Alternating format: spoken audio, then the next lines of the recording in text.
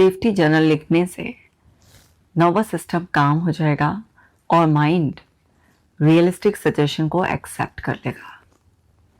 कई बार ऐसा होता है ना कि आपको सब पता होता है क्या रियलिटी है, आप बहुत पॉजिटिव सजेशंस दे रहे होते हैं और आपकी बॉडी सेफ नहीं फील कर रही होती है, तो वो पॉजिटिविटी काम नहीं आती है क्योंकि बॉडी रिएक्ट कर रही होती है। आपको सेफ्टी जर्नलिंग के थ्रू अपने बॉडी, अपने माइंड को शांत करना होगा।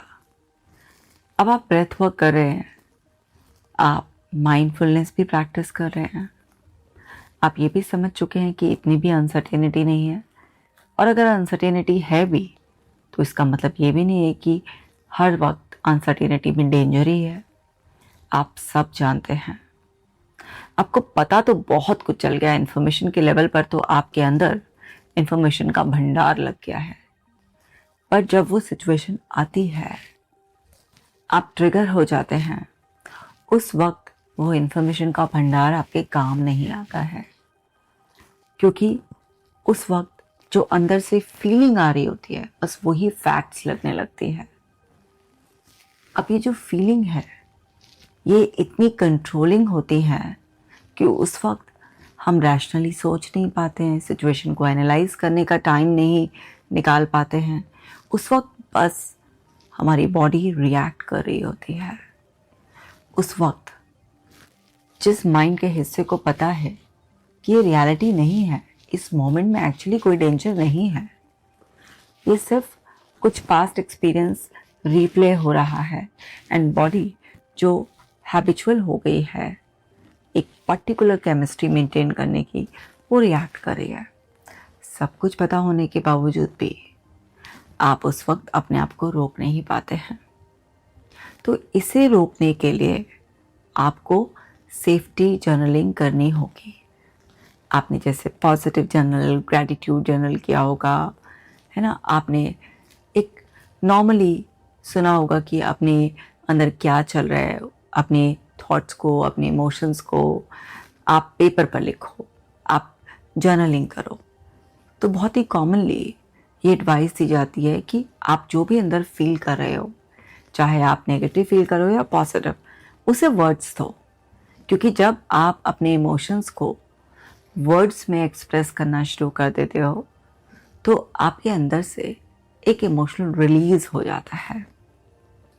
अब आपके इमोशनल ब्रेन के पास फीलिंग्स है, उसके पास वो वर्ड्स नहीं हैं, तो किसी भी फीलिंग को वर्ड्स के ज़रिए एक्सप्रेस करने के लिए जब आप डिसाइड कर लेते हैं, आप चूज़ करते हैं, आप पेपर पेन लेकर बैठ जाते हैं, तो उसी आपके एक्शन से आपके ब्रेन को सिग्नल मिलता है कि चलो भाई, अब कॉर्टेक्स ब्रेन तुम्हारी बारी आ गई है, और आपका प्रीफ्रंटल कॉर्टेक्स जो वर्ड्स में एक्सप्रेस करना जानता है वो एक्टिव होने लगता है।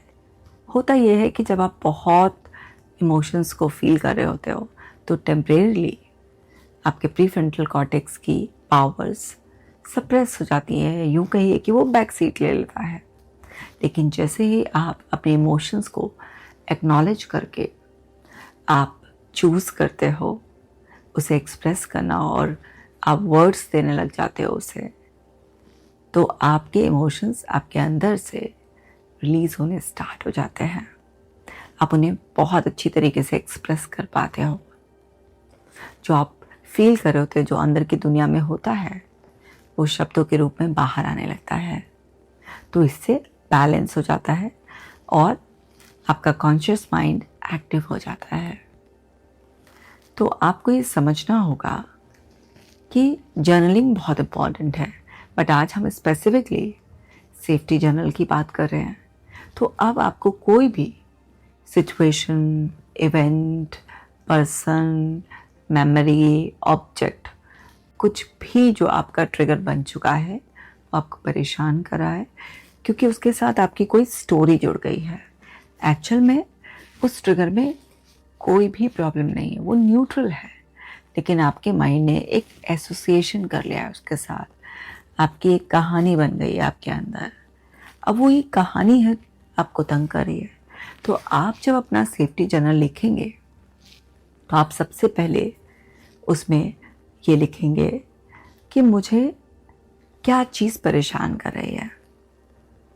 तो आप उसके बारे में लिखेंगे। वो कोई पर्सन भी हो सकता है, कोई थॉट भी हो सकती है, कोई इवेंट भी हो सकता है, कोई मेमोरी भी हो सकती है, कुछ भी आप उसके बारे में लिखेंगे कि आपको क्या परेशान कर रहा है। फॉर एग्ज़ाम्पल आपने ये लिखा कि मुझे ये विचार परेशान कर रहा है कि मेरा पार्टनर मुझे छोड़ देगा। तो अब आपको स्पेसिफिकली पता चल गया कि आपके अंदर एक ये विचार आ रहा है कि आपका पार्टनर आपको छोड़ देगा। अब ये विचार आपके अंदर fear of losing partner, fear of abandonment इस तरह से ट्रिगर कर रहा है।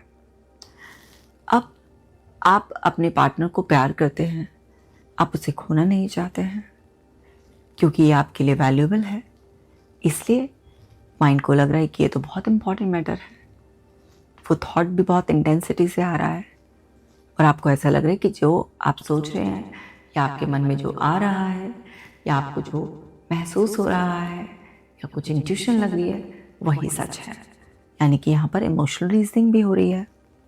तो आप उससे डर रहे हैं।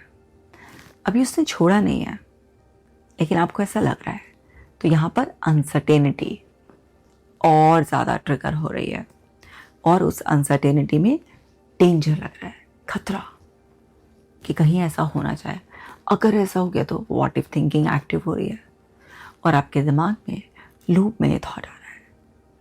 तो जब आप इसे पेपर पे लिख लेंगे तो आप समझ जाएंगे कहानी जो भी मैंने समझाई है कि अनसर्टेनिटी को और बढ़ा रहा है और अनसर्टेनिटी में खतरा दिखा रहा है।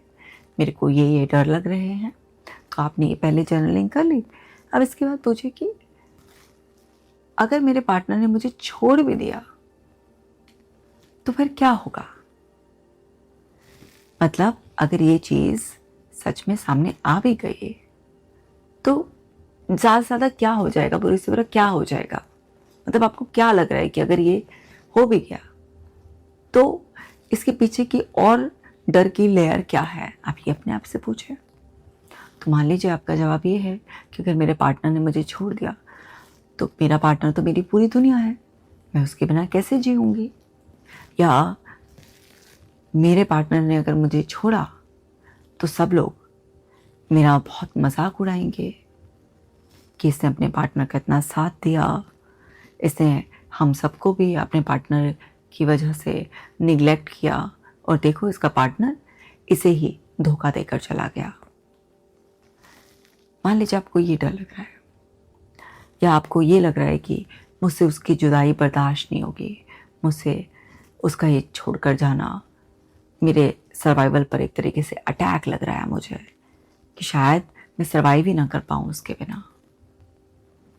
या आपके मन में और भी आगे की कहानी चल रही है कि वो मुझे किसी और के लिए छोड़ रहा है या वो मुझे छोड़कर पता नहीं किसके पास जाएगा। कुछ भी आपके दिमाग में आपको क्या लग रहा है उसके पीछे, तो आपको और क्लैरिटी आनी शुरू होगी और डीप में आपको पता चलना शुरू होगा कि आखिरकार क्या है आपकी वल्नरेबिलिटी है। आपको क्या लग रहा है कि आपकी बहुत सीवियर इमोशनल डिपेंडेंसी है उस पर, आपने उसे पूरी दुनिया बना लिया है। क्योंकि जो चीज़ आपको जितनी प्यारी होगी, जितनी ज़्यादा वैल्यूएबल होगी, उसके खोने का डर भी उतना बड़ा होगा। तो आपको डर पता करने अपने कि आपके लेयर बाय लेयर क्या डर है, क्योंकि इससे ही तो आपको समझ में आएगा कि आपके इन्हीं फियर्स की वजह से, इन्हीं फियर की लेयर्स की वजह से आप सेफ नहीं फील कर रहे हैं। और माय डियर, आपके ब्रेन के लिए आपकी सेफ्टी सबसे पहले आती है। आपकी सेफ्टी उसके लिए सबसे ज़्यादा इम्पॉर्टेंट है। जब भी आपका ब्रेन ये सेंस करता है कि आप सेफ नहीं हैं, आपके अंदर कुछ डर है, तब आपका ब्रेन उसी तरीके के थॉट्स आपको देना शुरू कर देता है। और जिस तरीके के विचार, जिस तरीके की स्टोरी आपके दिमाग में बन गई होती है, वो बार बार बार बार रिप्ले हो रही होती है, तो वैसे ही आप इमोशंस फील करने लग जाते हैं। क्योंकि जो भी सिग्नल्स ब्रेन से आते हैं बॉडी उन्हें फॉलो करती है और वैसे ही केमिकल केमिस्ट्री आपके अंदर मेंटेन हो जाती है। और फिर अब ये एक्चुअल अभी कुछ हुआ नहीं है, आपका इमेजिनरी फियर है और कई बार तो इरेशनल होता है। जब कुछ है ही नहीं तो आप एक्चुअल में जाकर तो कुछ फिक्स कर ही नहीं सकते हो, तो ये लूप एक्चुअल में जाकर एक्शन लेने से फिक्स होना शुरू हो जाता है। बट जब क्योंकि कुछ है ही नहीं तो क्या करोगे जाकर, तो इसलिए आप एक्चुअल में कोई एक्शन ले भी नहीं पा रहे हो, तो यानी कि ये लूप ब्रेक भी नहीं होगा, ये प्रॉब्लम सेटल भी नहीं होगी, क्योंकि सब अभी केवल माइंड के लेवल पर है। तो माइंड बार बार उसे रिपीट करेगा। क्यों कर रहा है वो इतना रिपीट? क्योंकि वो आपको प्रिपेयर कर रहा है कि कुछ करो, या तो इसके लिए कुछ करो, इसे सॉल्व करो। अदरवाइज देखो तुम अपने आप को कैसे इन अनकंफर्टेबल फीलिंग से बचाओगे। मुझे बताओ कोई तरीका, क्या चाहते हो तुम एक्सेप्ट कर लोगे या तुम इसे एक्सेप्ट नहीं कर पाओगे? वो आपसे पूछ रहा है, क्योंकि आपका ब्रेन आपसे पूछेगा, जो आपसे उसे फीडबैक मिलेगा, जो आपसे उसे सजेशन मिलेंगे, उसी के बेसिस पर आगे कुछ ना कुछ अज्यूम करेगा, प्रेडिक्ट करेगा। तो आपको अपने लेयर बाय लेयर इस तरीके से फियर्स को पहचानना है। अच्छा चलो भाई, अब डर लग रहा है तो पूछ लो फिर आगे से कि इस बात की कोई एविडेंसेस है मेरे पास या सिर्फ ये मेरी फीलिंग है। तो आपको पता चलेगा कि कई बार आपकी फीलिंग है, कई बार कुछ एविडेंस भी है, तो और क्लैरिटी आ जाएगी आपको। जितनी ज़्यादा क्लैरिटी आ जाएगी उतना ज़्यादा आप कॉन्फिडेंस फील करेंगे, यानी कि आपकी सेफ्टी इंश्योर हो रही है। फिर अगर आपके पास एविडेंस हैं तो उन एविडेंस की चेकिंग भी करो, क्या ये एविडेंस रियल है या ये माइंड ने क्रिएट किए हैं। और अगर ये फीलिंग्स है तो उनका बेसिस क्या है, कोई रेफरेंस इनका बेस है या कोई पास्ट में कोई छोटी मोटी बात हुई थी वो इसका बेस है, क्या है इसका बेस। और मार्क करो जो आप लिख रहे हो उसमें, देखो कितने डिस्टॉर्टेड थिंकिंग पैटर्न है। कहीं आप कुछ जर्नलाइज तो नहीं कर रहे हो, कहीं आप कुछ पर्सनलाइज तो नहीं कर रहे हो, कहीं आप इमोशनल रीजनिंग तो नहीं कर रहे हो, कहीं आप ऑल और नन में तो नहीं सोच रहे हो।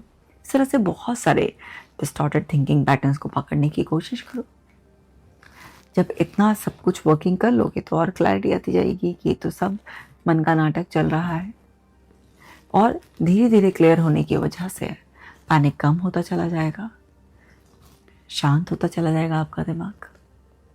फिर अपने आप से पूछो कि अच्छा चलो अगर ये सच हो भी गया तो अब मुझे क्या करना चाहिए, क्या सोल्यूशन होना चाहिए इसका। अब क्या करो, आप रियल ट्विस्ट ला रहे हो ना, आप ना अपने ब्रेन को प्रॉब्लम मोड से सोल्यूशन मोड में मोड़ रहे हो और धीरे धीरे आप सेफ्टी इंश्योर करने का एहसास दे रहे हो, उसे सिग्नल दे रहे हो। तो बौखलाया हुआ ब्रेन धीरे धीरे धीरे धीरे शांत होना अब शुरू हो जाएगा कि भाई अगर ऐसा हो भी गया, क्योंकि इवेंट भी मेरे कंट्रोल से बाहर, सिचुएशन भी मेरे कंट्रोल से बाहर, पर्सन भी मेरे कंट्रोल से बाहर, मेरे कंट्रोल से बाहर ही है भाई वो, तो यानी कि डायरेक्टली उसे तो कंट्रोल नहीं किया जा सकता। पर हाँ, जब वो हो जाए कुछ ऐसा जो मेरे कंट्रोल से बाहर है तो उसे कैसे संभालना है वो मेरे हाथ में है। तो फिर अगर ऐसा हो भी गया तो आप क्या करोगे, क्या क्या किया जा सकता है। 3, 4, 5 जितना भी कुछ मन में आ रहा है लिख डालो। अगर आपके मन में बिल्कुल भी नहीं आ रहा है तो किसी समझदार व्यक्ति से पूछ लो, जो लगता है आपको कि उसके पास कुछ अच्छा आइडिया हो सकता है, कोई सोल्यूशन बता सकता है, लिख लो। और फिर वो लिखने के बाद देखो तुम्हारी कंडीशन में तुम्हारे लिए क्या मोस्ट सुटेबल होगा। तुम्हारी कंडीशन में तुम्हारे लिए जो भी मोस्ट सुटेबल होगा उसको देखो और अपने आप को प्रिपेयर करो। वो आपने सुना ही होगा ना, hope for the best but prepare for the worst. हमेशा अच्छा ही सोचना चाहिए कि अच्छा ही होगा, पर भाई अगर कुछ अनएक्सपेक्टेडली बुरा या बुरे से बुरा भी हो जाए तो उसे संभालना ही पड़ेगा ना। आप डिनायल में तो नहीं रह सकते ना, आप आर्ग्यू तो नहीं कर सकते ना, आप फ्रीज तो नहीं हो सकते ना। ये सब क्या है, बहुत ही सिली एक्ट्स होते हैं, इससे प्रॉब्लम और ज़्यादा बढ़ जाती है। तो आपको अपने आप को एडवांस में प्रिपेयर करना होता है कि जो भी कुछ भी खराब से खराब भी आएगा उसे एक्सेप्ट ही करा जाएगा और आगे मूव ऑन करना है। जब आप अपने आप को प्रिपेयर कर लेते हो कि अगर बुरे से बुरा भी हो गया कुछ भी, तो मैंने एक्सेप्ट कर लेना है और आगे बढ़ जाना है। मेरे को अपनी वैल्यू करनी है, मुझे लाइफ की वैल्यू करनी है, मुझे स्टक नहीं होना है। पहले से ही आपने अगर ये तय कर रखा है, आपके दिमाग में सॉल्यूशंस भी आएंगे, रेडीनेस भी होगी आपके अंदर आगे बढ़ने की। तो आपने उसमें लिख लिया सॉल्यूशंस कि जब आएंगे तो ऐसा कर लेंगे। अब आपका ब्रेन हो गया शांत, क्योंकि आपने सेफ्टी जर्नलिंग कर लिया है। अब ब्रेन को पता है कि भाई देखो, अगर ऐसा हुआ भी, क्योंकि ऐसा हो सकता है, तो ये कर लेंगे हम। पहले से जब आप प्रिपेयर होते हैं तो क्या होता है, सब चीज़ें फ्लो में रहती है, आसान हो जाती है। मान लीजिए आपकी कोई परफॉर्मेंस है, आपने ऑलरेडी अच्छे से प्रैक्टिस कर रखी है, तो क्या होता है, एकदम स्टेज पे चढ़ने का कॉन्फिडेंस होता है। मान लीजिए आप किसी शादी पार्टी में जाना है, आपने अपनी ड्रेस वगैरह सब कुछ, गिफ्ट वगैरह पहले से प्रिपेयर कर रखा है, तो क्या होता है, एक फ्लो स्टेट में होता है, जाने का मन करता है, एकदम फटाक से तैयार हुए निकल लिए। मतलब आप कहीं पर भी किसी इंपॉर्टेंट मीटिंग में जा रहे हैं, वहाँ का एजेंडा आपको दिमाग में क्लियर है और आपने प्रिपेयर कर लिया अपने आप को, तो क्या पूरे कॉन्फिडेंस के साथ आप जाते हैं, मिलते हैं। तो आप जिस चीज़ के लिए पहले से ही प्रिपेयर होते हैं, वो सिचुएशन जब आती है तो आप बहुत कॉन्फिडेंट फील करते हैं। और यकीन मानिए, इस दुनिया में एक भी प्रॉब्लम ऐसी नहीं है जिसका सोल्यूशन ना हो, और एक नहीं अनेकों सॉल्यूशंस होते हैं। पर क्या होता है कि हम प्रॉब्लम में इतना पैनिक कर जाते हैं कि सॉल्यूशन सामने होता है पर हम देख नहीं पाते हैं, क्योंकि पैनिक के केस में ना हमारा दिमाग आसपास की सब चीज़ों को ब्लर कर देता है। हम सिर्फ और सिर्फ एक जगह स्टक हो जाते हैं। लेकिन अगर आप इस बात पर विश्वास कर ले कि अगर कोई समस्या है तो उसका समाधान वहीं छिपा होगा।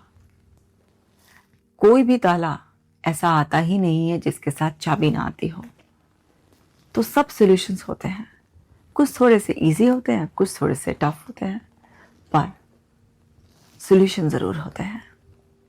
और जब तुम किसी भी चीज़ को करने लग जाते हो ना, तो टफ से टफ भी आसान होता चला जाता है। ये तुम्हारे एटीट्यूड की बात है। अगर ये एटीट्यूड डेवलप कर लोगे और इस तरह से सेफ्टी जर्नलिंग करोगे, तो क्या होगा, तुम्हारे ब्रेन को ना ट्रेनिंग मिल जाएगी।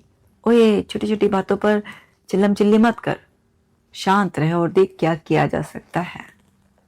सरेंडर के भाव से जियोगे, लाइफ के फ्लो में रहोगे। लेट गो करना बहुत आसान होगा, एक्सेप्ट करना बहुत ही ज़्यादा आसान होगा। तुम एकदम काम रिलैक्स्ड रहोगे, उन लोगों के जैसे हो जाओगे जो हर सिचुएशन में, टफ से टफ सिचुएशन में, ज़िंदगी की बड़ी से बड़ी मुश्किल में भी एकदम शांत रहते हैं। ये एक चॉइस है। आपको पता है, आपके पास एक इमोशनल ब्रेन है और एक रैशनल ब्रेन है। ना एक्सट्रीम इमोशनल हुआ जाता, ना रैशनल हुआ जाता, दोनों में एक बैलेंस बनाया जाता है। क्योंकि बहुत ज़्यादा आप हर चीज़ में लॉजिक लगाते हो तो क्या होता है, फिर आप लॉजिक ना तलवार की तरह यूज़ करते हो, हर चीज़ को कट कट कट करना। आप बहुत ज़्यादा टू मच इमोशनल हो जाते हो तो फिर आप रियलिटी को देख ही नहीं पाते हो। आपके इमोशंस से आपकी रियलिटी बन जाते हैं और आप अपनी ही स्टोरी के आधार पर चलते हो। तो एक रीजनेबल माइंड, यानी कि दोनों को बैलेंस किया जाता है। तो life is all about balancing, balance. Emotion feel करो, एक्नॉलेज करो अपने इमोशंस को, उन्हें थोड़ा सा पास होने दो। क्योंकि जब आप इमोशंस के एक्सट्रीम पर होते हो ना, तो आपका लॉजिकल ब्रेन, कोई भी लॉजिक, कोई भी रीजनिंग उस वक्त काम नहीं करता है। जब इमोशन का बबल, क्योंकि इमोशनल ब्रेन ज़्यादा पावरफुल है, लगता हमें ये इल्यूजन है कि लॉजिकल ब्रेन ज़्यादा पावरफुल है, बट एक्चुअल में इमोशनल ब्रेन ज़्यादा पावरफुल है। आपके 99% डिसीजंस इमोशनल होते हैं, बाद में उसे हम रैशनलाइज करते हैं। वो इतना पावरफुल है। सो इमोशन के बबल को पास होने दो, थोड़ा शांत हो जाओ। उसके बाद पॉज लेकर लॉजिकल ब्रेन से, रीजनिंग करने वाले कॉन्शियस माइंड से भी ज़रा कुछ सवाल जवाब कर लो अपने आप से, और क्लैरिटी हो जाएगी।